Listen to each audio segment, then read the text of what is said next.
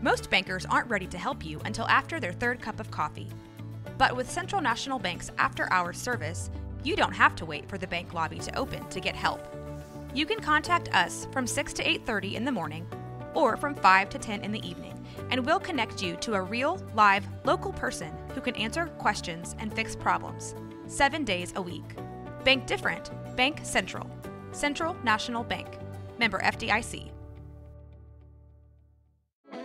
Support for this podcast comes from Frito-Lay and the 2023 Snack Bracket Championship. The Frito-Lay Snack-It Challenge is underway, and fans are voting on their favorite snacks to crown champion. We're talking about prime-time matchups between the best 64 snacks in the land. Will Ruffles Ridges reign supreme? Can Doritos defend their dynasty? Or will Smart Food use their smarts for a surprise upset? Only you can decide. Get in on all the action for a chance to win up to $1,000 or a year's worth of snacks. Let your snacks be heard. Just go to fritolaysnacket.sbnation.com to vote and enter for a chance to win. No purchase necessary. Sweepstakes ends April 3rd, 2023. Void where prohibited. Year's worth of snacks awarded in the form of 52 coupons, each good for 1 bag of chips. See official rules at fritolaysnacket.sbnation.com.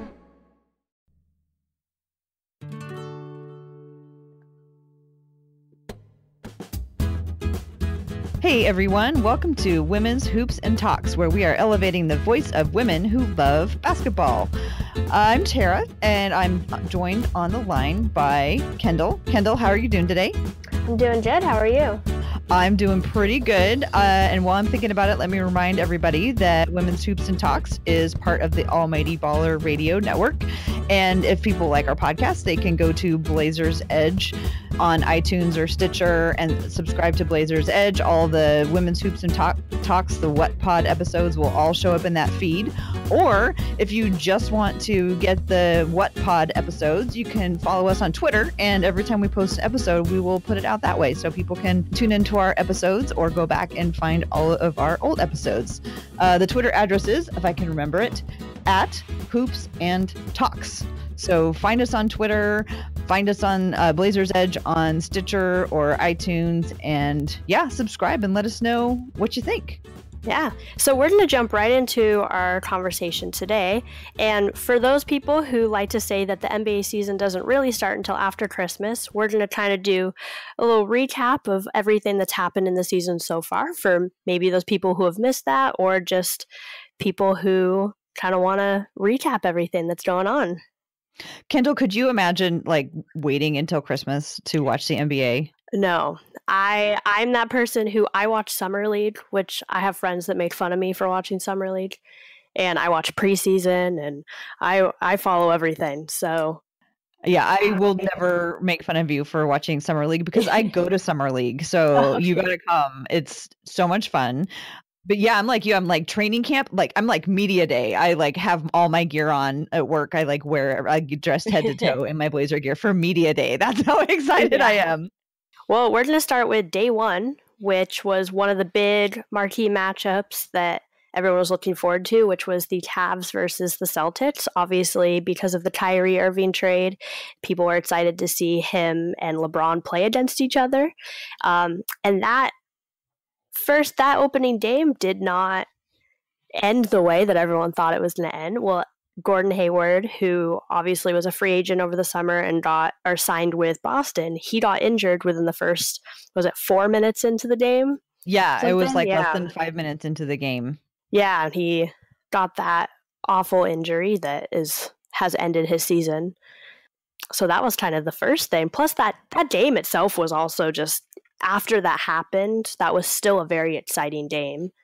Yeah, it really was. And it's one of those things where, you know, it's what makes sport interesting, I think, and what makes it exciting because, you know, the marquee player went down and the team had to adjust. Like, you know, what happens? Like our whole training camp has been, you know, based on incorporating all these new players, including Gordon Hayward, and then suddenly he's gone. Just like, you know, so much going on just in that one game on the very, very first day. Yeah, but I mean, that Boston team really made up for it. I mean, I think Kyrie, I have my numbers here.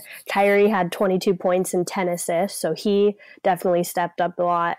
Jayson Tatum, who he was a rookie, coming in, he got a double-double. I mean, he had 14 points and 10 rebounds. And then Jaylen Brown, who's only in his sophomore season, he had 25 points. So everyone else on that team really stepped up. And even with that injury, they didn't win the game, but it was a very close and competitive game. They only lost by 3 points. One of the, I think, interesting things about the beginning of the season is like, all the teams are still like, they're adjusting themselves, but they're also feeling each other out. And, people don't have the, the scouting reports on each other. So people don't really know what to expect. And so I think some teams come out the gate going really hard and really well. And some teams don't come out the gate. And Cleveland Cavaliers are one of those teams that they started off rough. They had they started off 5-7 this season. And I think people weren't expecting that. I think Golden State came out pretty slow, and after I think Boston lost a couple at the beginning, but then after that they went on this huge run. Yeah, I think they lost their first 2 or 3.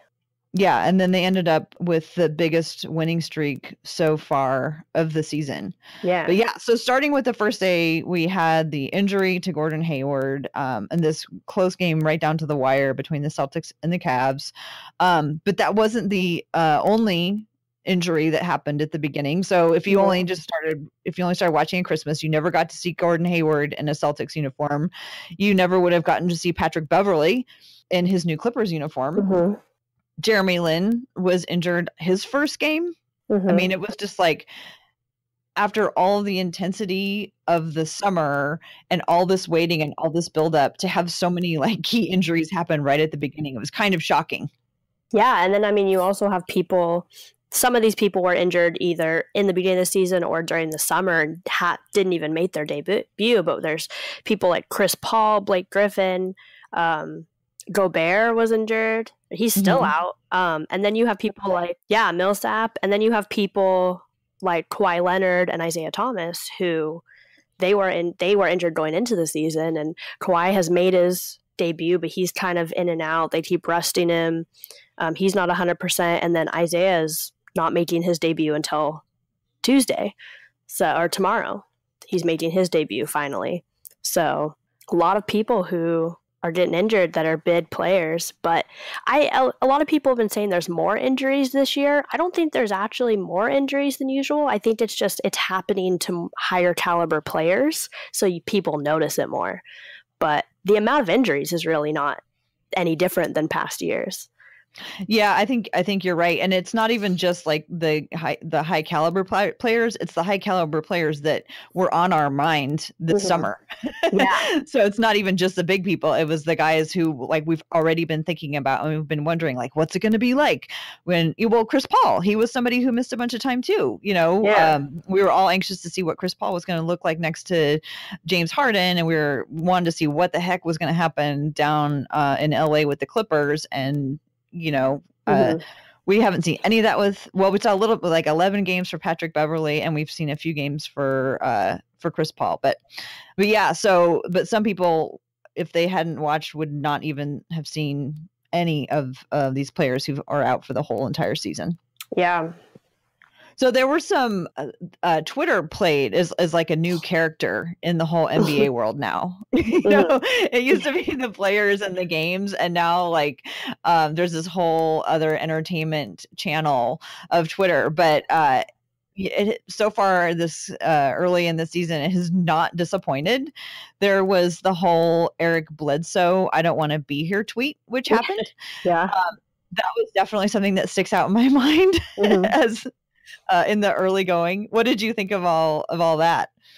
Well, I mean, it made sense. The Suns had those first 3 games were really rough. I mean, in their first 3 games of the season, they lost by a combined of 92 points, which is so brutal. Yeah, which is hard. And after that, I mean, their coach got fired immediately after that. And there was a lot of problems that franchise was having. And it makes sense that he would want to leave. I think that obviously tweeting about it is not the way to handle it, but I don't blame him for wanting to get out of that situation. Right.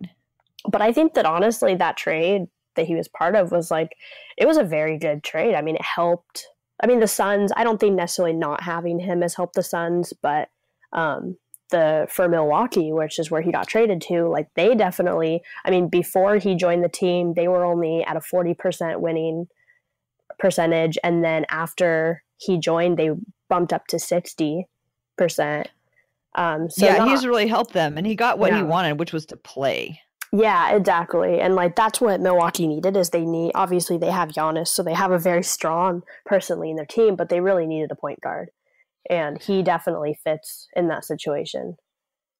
Yeah, so for people who may have missed the whole story about the Eric Bledsoe tweet, he actually had a series of cryptic tweets leading up to the day that the famous "I don't want to be here" came out. But so there was like, he was listed as questionable, and then he tweeted out, "Ha!" So it's like, does that mean like he's actually healthy and they're trying to sit him again and he doesn't want to be a part of that again? Or is he laughing because, what is going on? So like people were already kind of paying attention to what he was tweeting.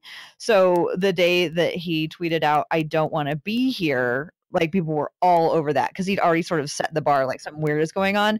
And then he immediately tried to say that he was actually at the barber, at the hairdresser, and that was what he meant by he didn't want to be there. But it did force the issue, and it made the front office call him in and say, "Okay, look, we're going to get you traded." And I don't know that how often Twitter has featured in someone's trade request before. It's definitely a new world, and we saw it playing out this year. You mentioned though that the Suns coach got fired 3 games in. So had a couple of coaches let go. Earl Watson, like you said, after 3 games with the Phoenix Suns, and then Dave Fizdale. Now, were you surprised about the Dave Fizdale firing? I was shocked. Yeah, I mean, I was pretty surprised. I honestly can say I don't know a ton about that franchise. I couldn't tell you a whole lot about him as a coach, but from what I knew, that was surprising to me. I did not feel like the issues that team was having was because of him. But again, I didn't have a super strong opinion on it just because I'm not as familiar with that franchise. But it still was pretty shocking to me. And especially after seeing the way so many players around the league reacted, it definitely made me question it more because so many people were so shocked by it that it's like, obviously, there was something going on there that people didn't know about, or that was just a crazy firing because people were so shocked by it. Yeah, I think both of those firings are remarkable in a couple of ways. One, because they happen so quickly, especially the Earl Watson one. I don't know how often, if anyone has ever been fired 3 games in. Like, why didn't they just replace him in the summertime? Why did they let him coach 3 games if it wasn't going to work out? But the other thing about the David Fizdale one that really surprised me is last year there was the game where his team had very few foul calls in their favor. A whole bunch were made. I believe it was against San Antonio, and he gave this whole great "take that for data" speech, and became like a folk hero in his town for speaking up for his players. And I thought that they really appreciated that, and including, their star Marc Gasol, the way he stood up and represented for the team. But then to find out that there was tension actually going on between David Fizdale and Marc Gasol, that was surprising. And for the franchise to so quickly, I mean, it was only 20 games in or so? It was pretty fast. Yeah, I thought that was shocking. So yeah, if you just tuned in, you never got to watch Earl Watson coach this year, or David Fizdale. Yeah. Another thing was the strong starts by so many teams. In the East, I feel like overall the Eastern Conference came out very strong. People kind of looked at it. Obviously, the West is very stacked compared to the East, but people were expecting the East to just completely fall apart.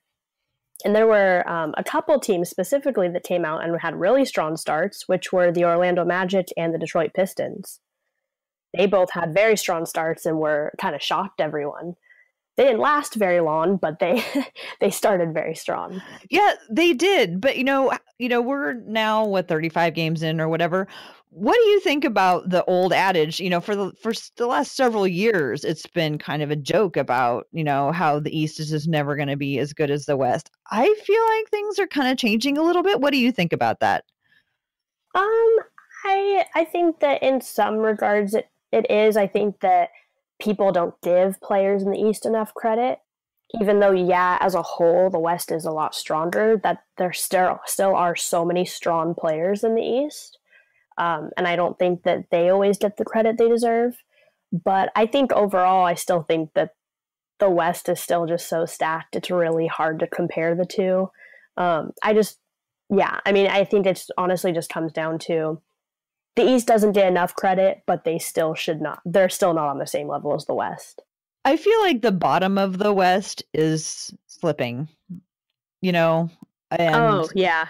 I feel like the bottom of the East is getting stronger. I mean, even in the, you talked about teams that came out really strong out the gate. There were also teams who, in the opposite came out just like fell on their faces, like the Chicago Bulls. But they've been playing great lately since Mirotic came back. They've really been on a tear. But, like I said, I think also the top of the East seems to be getting stronger. I mean, there's always the Cavs, and they're sort of like a special.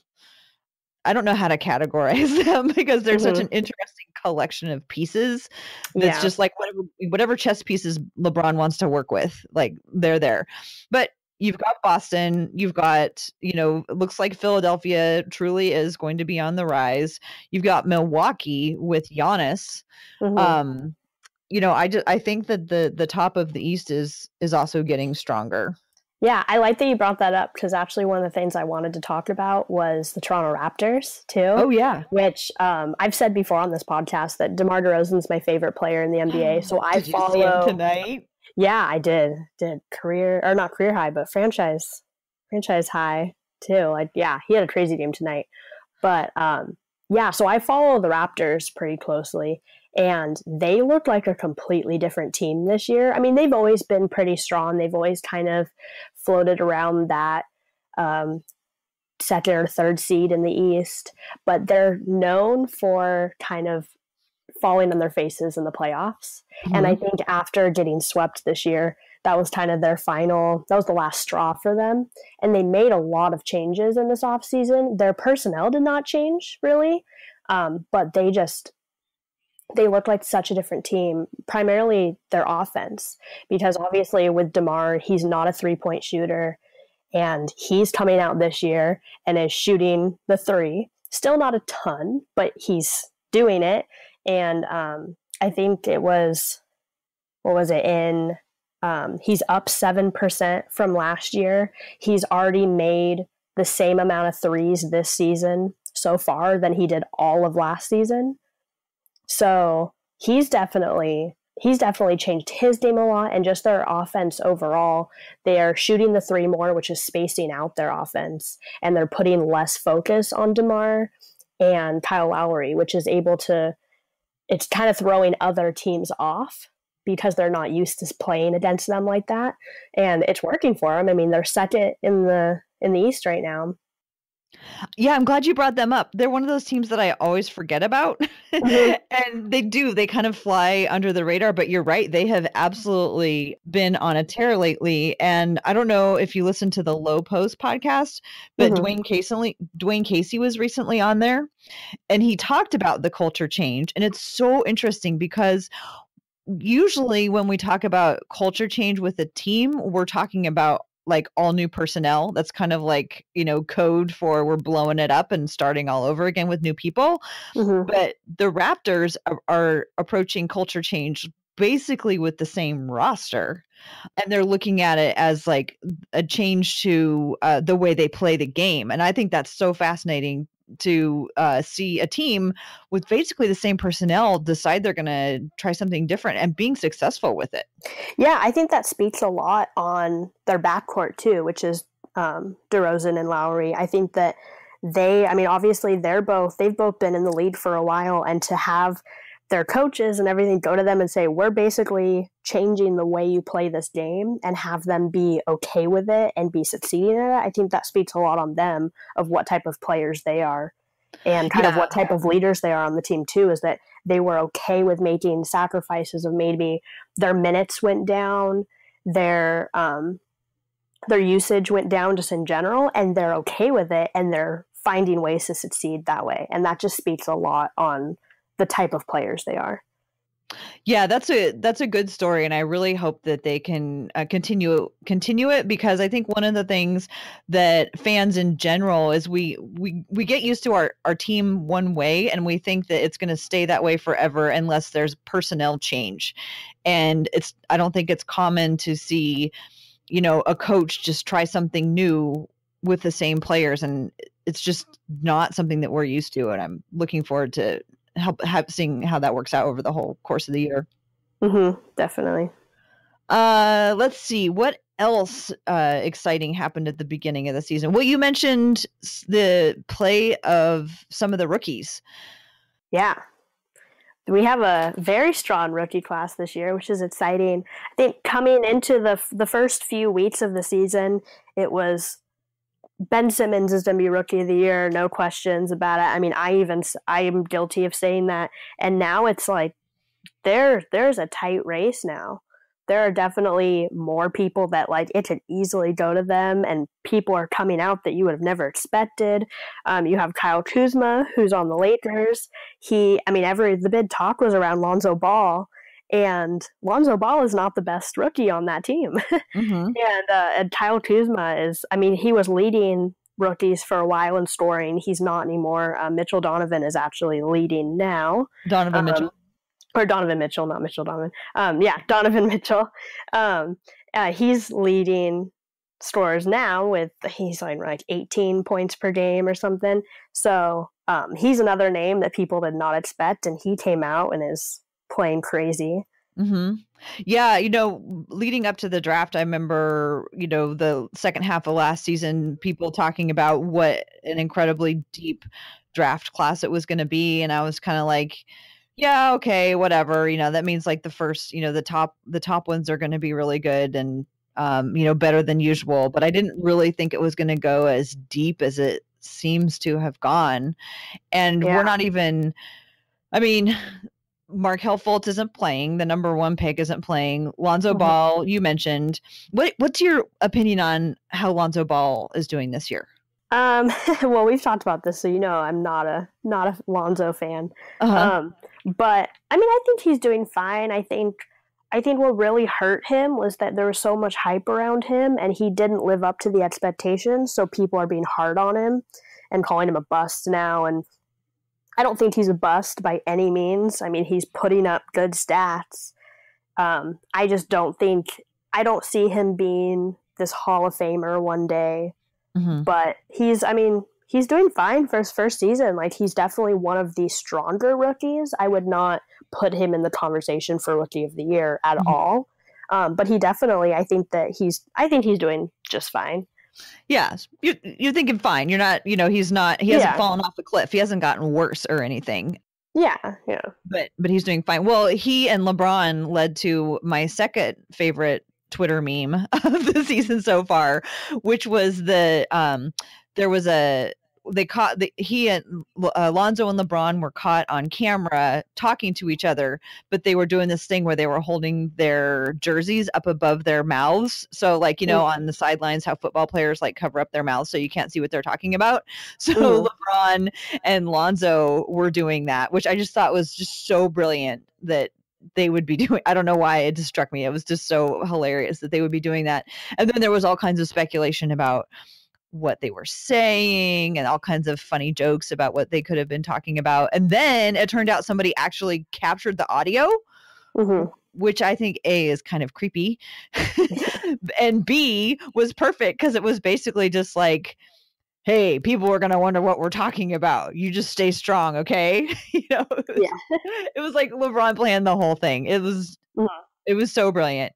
But it's nice to see LeBron reaching out to the young guys. And I personally think, and I haven't seen a lot of people talk about this, but I personally think LeBron is taking a very active interest in the young players coming into the league right now. Like, I didn't really see Kobe doing that much. Like, he wasn't adopting and embracing the young players as they came into the league. They were just like more competition that he needed to destroy. And I like the way LeBron embraces guys as they come into the league, gives them props and, tries to help them be successful in ways that he can. I have this crazy theory working that someday LeBron is going to be an owner. And so he's just trying to get to know all these guys because he wants to either be a GM or an owner so that he can have his own team. And just seeing that. I mean, he has definitely said before that he wants to do that. So, and I don't see him having any issues doing that and like getting that position. So and he's definitely going to be. And he's so smart that it makes perfect sense that he's starting now while he's playing. Yeah, I've actually had friends bring up him being commissioner one day, which I think would be kind of interesting. I don't know if he would want to take that on necessarily, but well, I have dreams of him being president, so yeah. I mean, I think he would be a great commissioner. I think he would.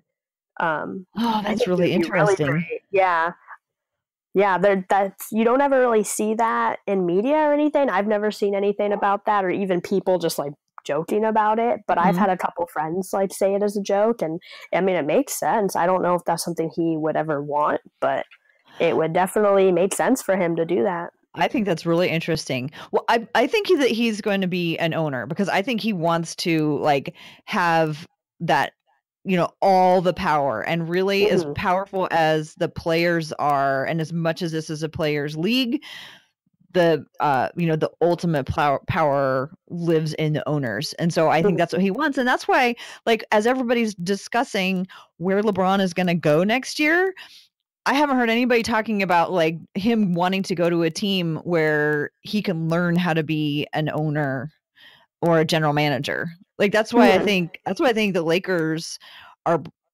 might be a destination for him, because he's got the whole history.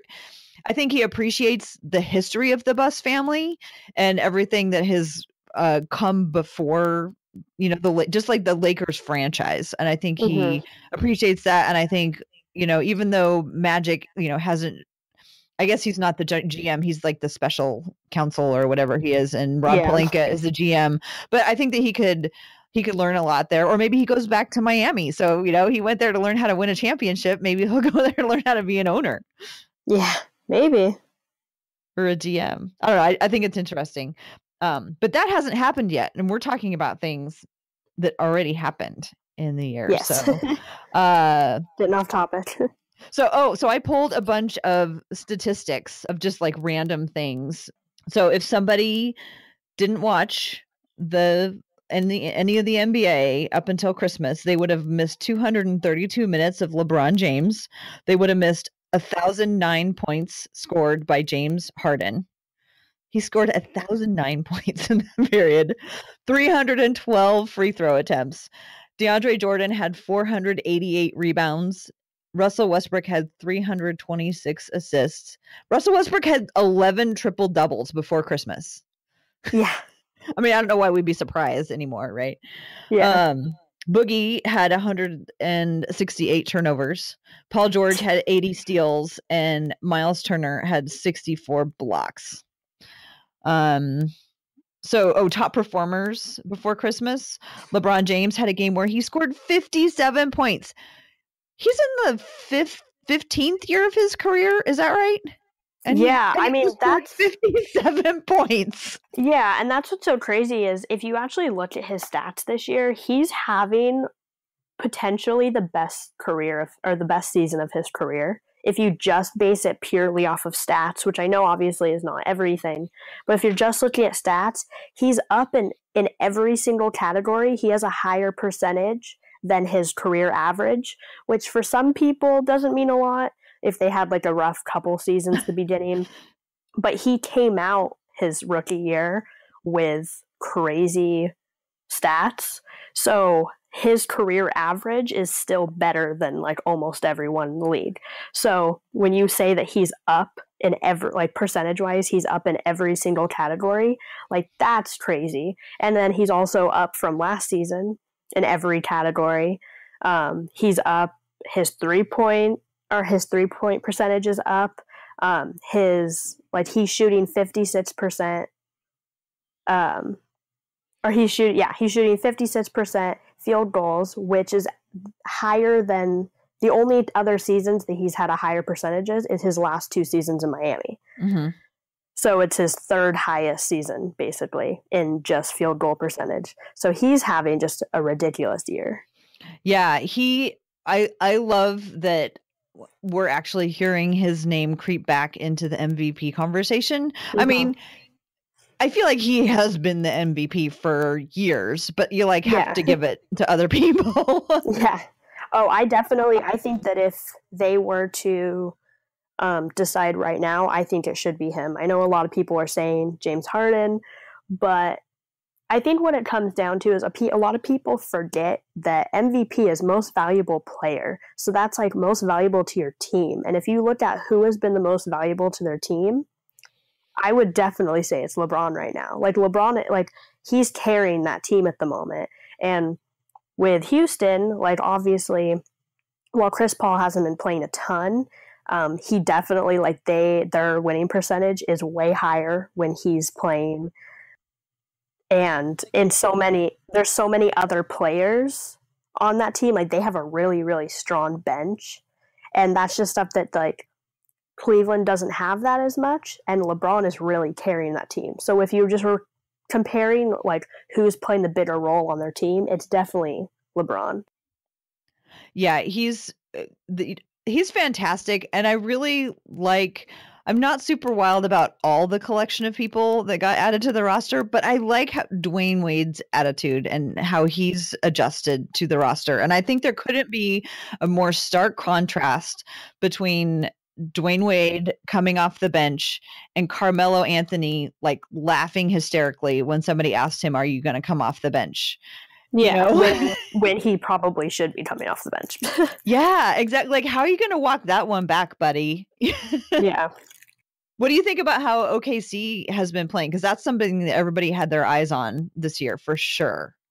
I was a big person at the beginning where I was saying they're not going to start strong. Uh-huh. I was a firm believer in that, but I was saying they're going to be strong. Because when you take 3 players like that who have been basically running their teams for the past however many years, and they're used to being the go-to person, it's going to be hard when you put 3 of those people together because you're going to have to balance that.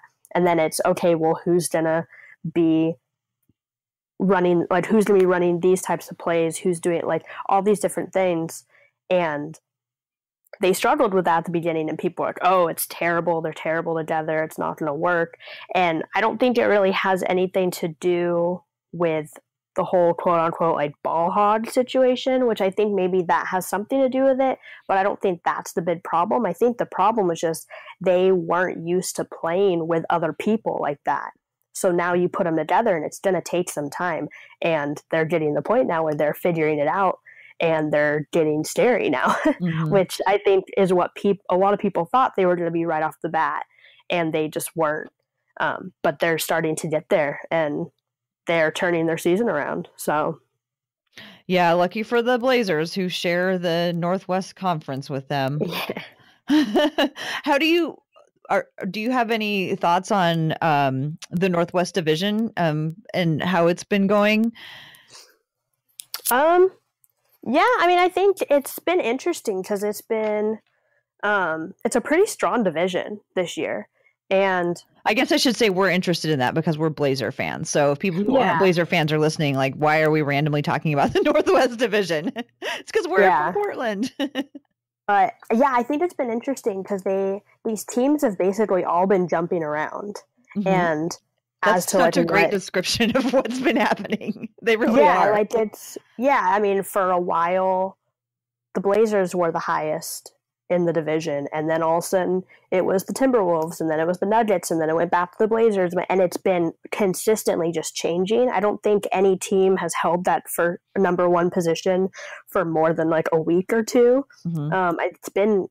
They've been all over, and now the Thunder's coming back up, and then now the Jazz are doing better with Donovan Mitchell, and it's like all 5 teams are pretty close to each other, I feel. I think like the Jazz, I think, is a little lower than the other 4, but overall, like all of them are pretty close. And I think for the rest of the season, it's gonna be like that, where they're kind of jumping around.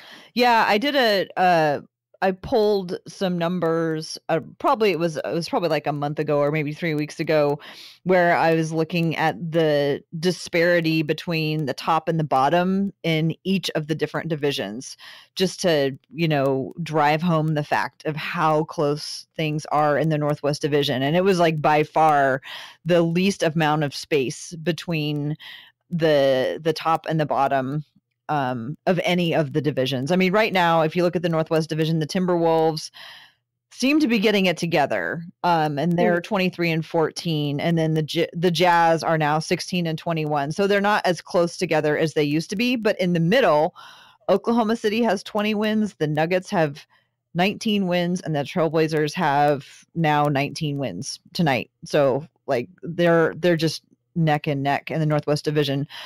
Thoughts on the Timberwolves with their new addition of Jimmy Butler? Yeah, I'm a huge Jimmy Butler fan. Okay. He's also one of my favorite players.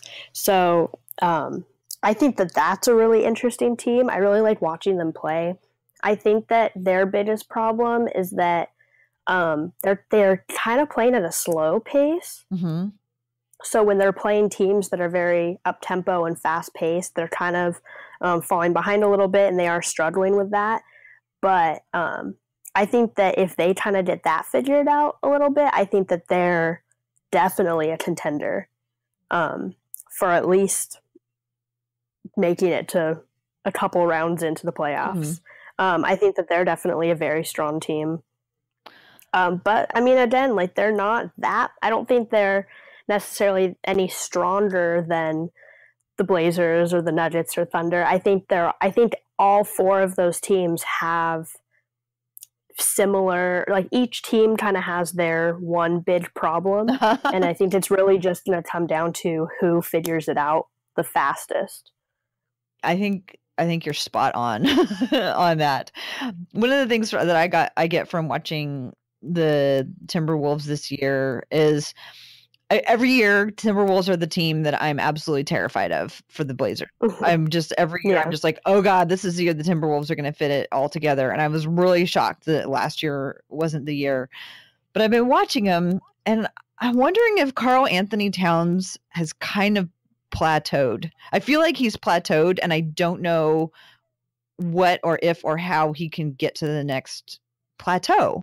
I feel like he should have developed more by now than he did from the beginning of last year. Mm-hmm. I agree with that. Yeah, I feel like he definitely should be better now than he is, but I'm not too worried about him. I think he still is young. I mean, he's only 22. Yeah, that's true. So I think people forget like he looks older, and I think that people, for some reason, like, I mean, I do this too. I think about it. When I think about him, I think of, he's been in the league for 5-6 years. Like, no. But he hasn't. Yeah, I mean, he was drafted in 2015. Right. So I mean, this is only his He's third got 2 year years under his belt. Yeah. Yeah, I mean, so I think, while, he probably should be a little better now, I'm not worried about him at all. He's 22 years old.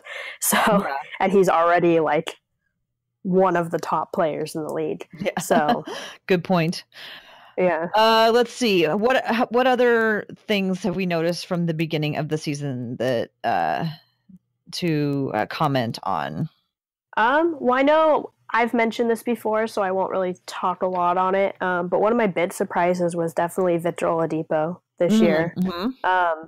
Just kind of what he's doing. I mean, right now he's the 8th scorer in the league, right behind Damian Lillard, mm-hmm. actually. But he's shooting crazy. Like, he's doing really, really well this year, and it wasn't expected that he was going to do that well. Everyone said in the Paul George trade, like, oh, that Paul George, they stole him and all this. And while maybe on paper at the beginning it looked that way, but Victor Oladipo is proving otherwise. Yeah. And now people are saying that Victor Oladipo or the Pacers actually won that trade. That's what people are saying now. So it's kind of interesting to see that flip and then just see how he's really blossomed in that position and that leadership position, which he wasn't in before. Obviously with Westbrook, like, if Westbrook's on your team, you're not really going to have the chance to be in a leadership position. So I think that was the best thing for him. Yeah, I think for the Pacers, that trade was something that they could really build on for years. And for Westbrook, or for the Oklahoma City Thunder, it was like, this is what we need right now. We need to do this this year and give it all we have. And I think it was a smart move on Indiana's part, because they were doing it for a long term. And it is nice to see that. And Sabonis has been playing well too, as I believe. Yeah, he has been. Actually, you know who I think is having a surprisingly good year, and I'm really happy for him, is Cantor in New York. He seems to be really happy there. He seems to fit in really well. And I don't know if just everybody feels better in New York because Phil and Carmelo are gone. But they seem to be playing better basketball. They're freed from the triangle. And, they seem to at least have a rhythm where there's some hope. There's some hope there. And Enes Kanter seems to have really thrown himself into being part of the Knicks. And it's always nice when you see somebody who is very closely aligned with one team be able to carve out a place for them in a totally different situation, because New York City and Oklahoma City, you got to think, are worlds apart.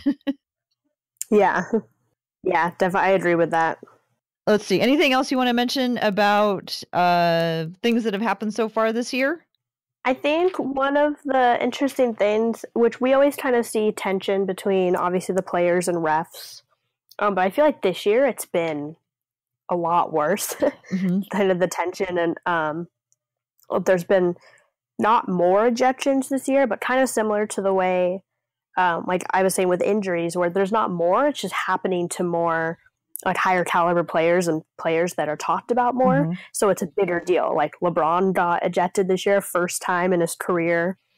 KD, we've talked about, has had multiple ejections. I mean, over the course of 1 week in November, LeBron got ejected. Anthony Davis, who is very quiet and level-headed, you never really see him having any problems. He got ejected. Steph Curry got ejected, and Kevin Durant got ejected twice, all in 1 week. So things like that are happening. I think that kind of speaks on just the tension between the players and the refs this year. I think that I feel like calls have been so inconsistent this season, where it's like they'll call something that is just so minor and so small, and then there'll be just this huge, outright, obvious foul, and they won't even touch it. Right. And then the last 2 minute reports come out, and they describe whether or not the calls were accurate, but you can't do anything based on them. Yeah. I think those reports are kind of ridiculous, because it's like, what's the point? I think that just makes people more angry, because it's like, I mean, the one that came out for Christmas Day with the Cavs and Warriors, and they said KD fouled LeBron 3 times in the last 2 minutes, and that was potentially a game-altering call. Like, if those 3 fouls had been called, the Cavs could have potentially won that game. And I think that, like, when they come out and say that, I think it's just making them look bad, because it's basically them saying, like, yeah, our refs messed up, and look at all of these mistakes that our refs are consistently making. Right. And then the refs are kind of left out there to dry. Yeah. And it's like, I think that they need to, there's something, obviously, like, reffing is very hard, but it's becoming so inconsistent that I think that, like, the league needs to step in and do something.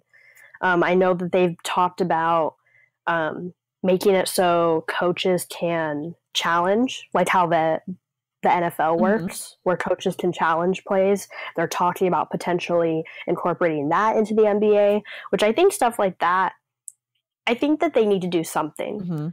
And I think that might be a step that might not work, but I think that at this point, it's like they just need to start trying things, because clearly what they're doing right now, things aren't going well, and it's causing these players like LeBron James and Anthony Davis, who never have any issues, are suddenly getting ejected. And I think that speaks on, if these players who never have had issues in the past, if they're getting this frustrated with the calls, I think that they need to turn and look and see maybe there is something going on with the reffing. Yeah, there was an article recently that Adrian Wojnarowski wrote, I believe, where he talked about these things kind of coming to a head. And he talked about how the refs union talked to the referees league or whatever, talked to the league office, and they didn't get the resolution that they wanted to, so now they're going to go talk to the players union. And that seems to me like a big flag is going up, like, hey, things are going to come to a head. So I think it'll be really interesting to see if there's any changes made in the middle of the season, if they're going to just step up like the points of emphasis memos and just get those out more and just try to get a handle on the consistency that they are not seeing so far this year, or if they're going to be rule changes implemented over the summer, as a result of what's going on. I think it'll be interesting. I mean, like you said, reffing has got to be so hard. And like I took a basketball officiating class last year at my school, and just for fun, and it was the most stressful 2 hours of my week. Like it's so stressful. And so I understand, obviously it's hard, but at the same time, it is their job. And so I think that if every profession that was stressful and difficult, if we gave them passes on messing up, I think that's still a problem. Like obviously refs make mistakes, but when the mistakes are happening this frequently and it's affecting games as much as it is, I think that something needs to be done. So I'm glad that this is kind of becoming a bigger issue now, because that it kind of sometimes it takes things to fall apart for things to rebuild and everything. Yeah. I want to know more about your refereeing class. Was it like to become a referee, or like what was the? Yeah, I mean, by the end, you definitely were not qualified at all to be a ref. But basically, it was once a week for 2 hours at night, and we would just go, and like the first couple weeks, we just learned the different hand signals and how to determine what's a foul, and like the little kind of nitpicky stuff that maybe like the general basketball fans don't know. Just trying to drill all the rules into your head so you can know what to do. Okay. Yeah, and like the different rules that like a lot of people don't know, or they don't know the little details of necessarily like what exactly makes a foul, what qualifies a flagrant foul versus a flagrant 2, and kind of stuff like that. So we spent a lot of time doing that, and then after a couple weeks, they started. They would have like us play against each other, and you would just a couple people at a time would be reffing or officiating, and you just kind of run like pickup games. And then they started bringing in they brought in like a couple of youth teams one week, and then like the next week they had like the club teams from our school come, and the varsity players technically for NCAA rules are not allowed to play because it's like practice time. Okay, so they're only allowed so many hours to do stuff, and outside that. So plus we had a couple of the people in the class were on the men's or women's teams. But yeah, so they would just have like club players come in, and it was just basically like the beginning. They would say, okay, here's the order that you're reffing, and go, and then they would just play pickup games, and we'd ref it. And it was stressful. It was hard. Yeah. It was very hard. And they told the players, like, if you don't agree with a call, like, say something. Like they told them like, do speak out about it, but obviously like be nice about it because we don't know what we're doing. But some of them got like so into it, and it's stressful to have a player yelling at you like when you don't really know what you're doing, and then you start questioning everything. So I definitely understand the stress of being a ref, but at the same time, I was doing it for 2 hours a week, not knowing what I was doing, and these are professionals doing it for here. So did they talk? I don't feel as bad. Did they talk at all about like what the career path is for a referee? Like, hey, if you have a talent for this and really good at this and want to do more, this is what you would have to do. Or was it more just focused on like the fundamentals of how to actually do it?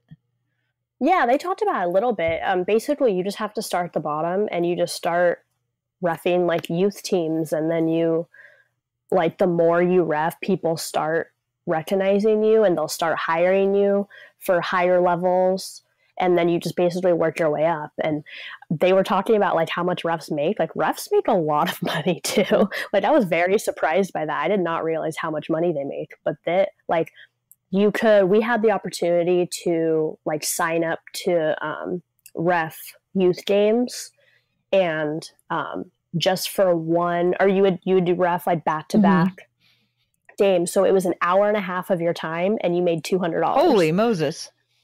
And that's for like 10-year-olds. So I'm like, so yeah. So then you start working your way up from there. So you can make a lot of money doing it. So I thought that was very interesting. Yeah, like reffing is just something that I don't really know much about, and it's like super vital to the success of the game. You know, that the reffing is done correctly, that it's managed efficiently, that, you know, everybody shows up. I mean, I guess that was the other thing about a different Christmas game was the one with Houston that they were down a ref. They actually only had two officials for that game. Yeah, wasn't he one of them called in sick last minute or something? He had bad back and he couldn't do it. Yeah. They only had two. But yeah, so definitely lots of things have already happened before the end of the year, and now we still have several months of basketball left. Do you have any thoughts or predictions about what might happen the rest of the season, or things that you want to see happen? I mean, besides the Blazers winning the championship, there's that. That's a given, right? Yeah. Well, I mean, we haven't really talked about the Blazers, so I'll kind of speak on that. I think as far as the Blazers go, I think there needs to be a roster change. I think we need to get another scorer in there, another strong scorer. So I'm hoping that something happens before the trade deadline. I don't really know what. I don't really have anything in mind, but that's not my job, luckily. So I don't have to worry about making that decision. But I hope that they can do something. And I know that the talk now is whether or not Terry Stotts is going to stick around and if they're going to keep him. And I think they need to make a roster change first. And if that doesn't work, then look at coaching. But I think that Terry Stotts has kind of proved himself. And I think that I definitely have my issues with him, but I don't think he is the number one problem that the team is having right now. So I'm hoping that they make a roster change and that can really help, because our defense has been a lot better this year. Now we just need another scorer. I know it's really a shame because for so many years we've just been, so anxious to have a good, solid defense.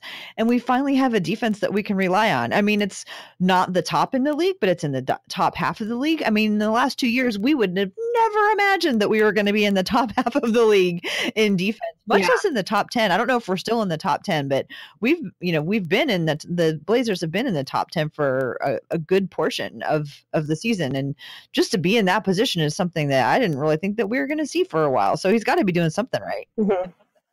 Yeah. I mean, I thought about the Blazers as I was listening, like I was talking earlier about the Dwayne Casey culture change, how he was talking about culture change with the Raptors, how we did it with the same personnel. And I was wondering, I wonder if that's something that the Blazers could do with, I think you're right. I think there does need to, I don't think all the pieces fit just right now.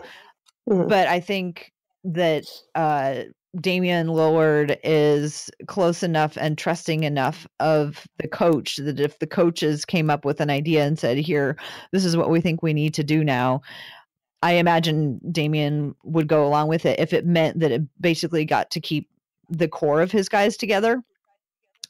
Whether or not, everybody comes back and then there's also the whole situation of like the Blazers are, I think, $3 million over the cap right now. So the question is, are they going to do some like smallish type thing to just sort of massage that whole situation so that they can get under the cap or under the tax line?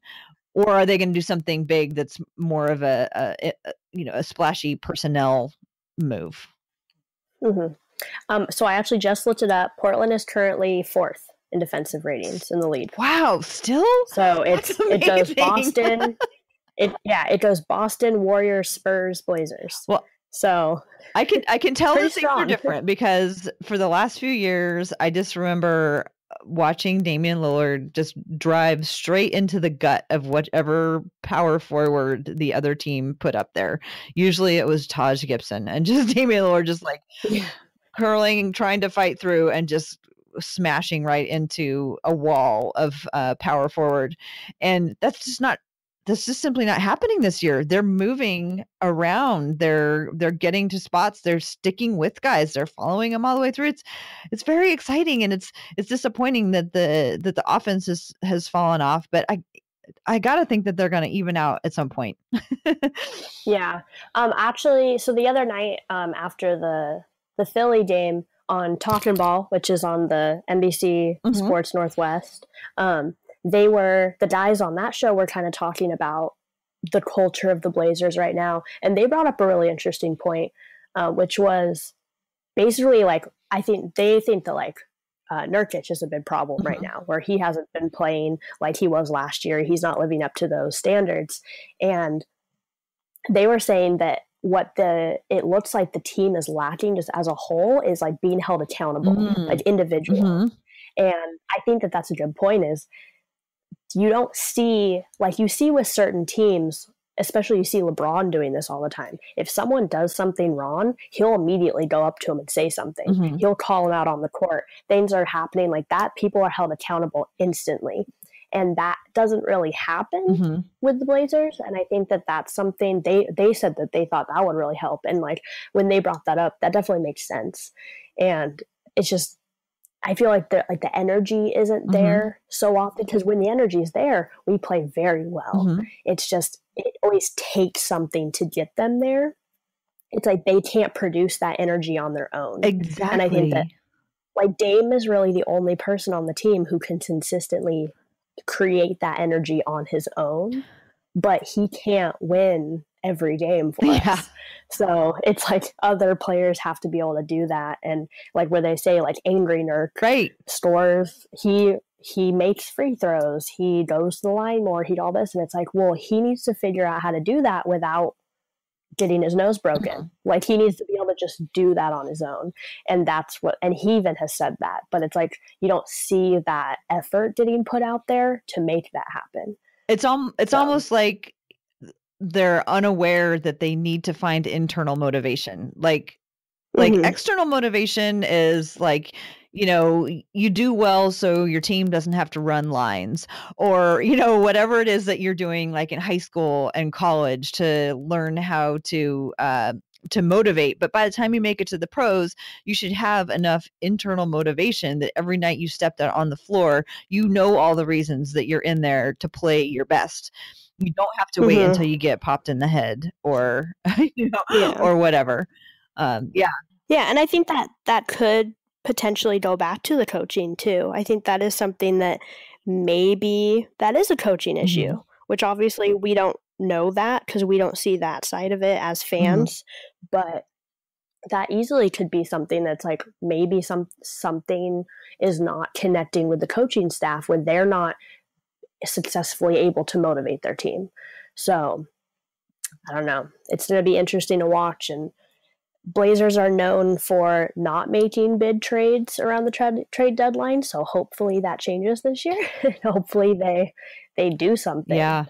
that will really help. I think it's going to be an interesting trade deadline all across the league because on the one hand, people are in a much tighter money situation, and I think a lot of teams are going to be looking at needing to actually just take care of the cap situations for themselves rather than, because some of the teams, who are playing really well, but they're massively over the cap. And so any small moves is going to reduce their bills a lot. So you've got, Cleveland and the team from the Bay Area. And I think maybe Oklahoma City is way up there. Like they have these really high payrolls that they're going to need to be doing a little bit of trimming. Every little bit of trimming that they do is going to reduce their overall tax burden. But I don't know how much how many big personnel moves people are going to make. I'm wondering if it's going to be just a lot of money moves or if there's going to be a lot of big personnel moves, considering people are looking at a pretty tight summertime as well. But on the other hand, we've now become accustomed to just an absolute frenzy at the trade deadline and in free agency. So it's almost like the teams have created this momentum where, fans and fan bases expect big things to happen at trade deadline and during free agency. And if these things don't happen, the fans are going to be very unhappy and they're going to make life really tough. So I think it'll be interesting to see. I have a feeling that the teams are going to figure out, even in these more frugal circumstances than they've seen for a while, I think they're still going to figure out how to really shock people and make some shocking moves. And I just can't wait to see how they're going to do it because it's going to come from left field. Yeah, it will definitely be an interesting, and just that whole time period surrounding the All-Star game is going to be interesting because the All-Star game is going to be very interesting to see just who even makes it. Right. And then the way the new captain situation's working, that's going to be very interesting. And then with all the trades going on, February is going to be an interesting month in the NBA. Yeah. So I'm excited for that. This league just never stops giving. I feel like I've chosen something really great to be a fan of, and do you agree? Yes. Yeah. Well, it's been really fun talking to you, Kendyl. It's been a while because you were doing finals and getting through all that school and everything. So congratulations on finishing another term of school. Good job for you. Let's go ahead and wrap it up here. I'm going to remind folks about Blazers Edge Night, which there will be notes in the show notes about how to donate to Blazers Edge Night. It's a night where Blazers Edge readers, contributors, they donate tickets so that kids and chaperones a lot of them who've never been to a Blazer game before can come and fill up the bowl and have a really awesome time watching a Blazer game. It's going to be in February this year, but leading up to that, they still need folks to donate tickets. So you can go and you can purchase tickets and have them donated directly to Blazers Edge Night. They also have a cool partnership with, I think Hoop Swag socks or something like that. They have a name like that. And if you buy a pair of socks, every pair of socks you buy, they will donate a ticket to Blazers Edge Night. So that's a fun way to do it. Everyone, if you have the means, please go and donate tickets. And I am not sure if they are still taking requests for tickets. You can probably find out about that by contacting the number that is listed in the article to find out if they still have tickets that they can also give away if you know people who might be in need. Let's see. I'll remind everybody that, again, we have a Twitter feed for Women's Hoops and Talks. It's at Hoops and Talks. So follow us there if you want to get the latest episode as soon as it comes out. Kendyl, do you have anything else to add? No, I think we covered everything. Amazing. Well, wonderful. Well, thanks to all the listeners, and we will talk to you in a couple weeks.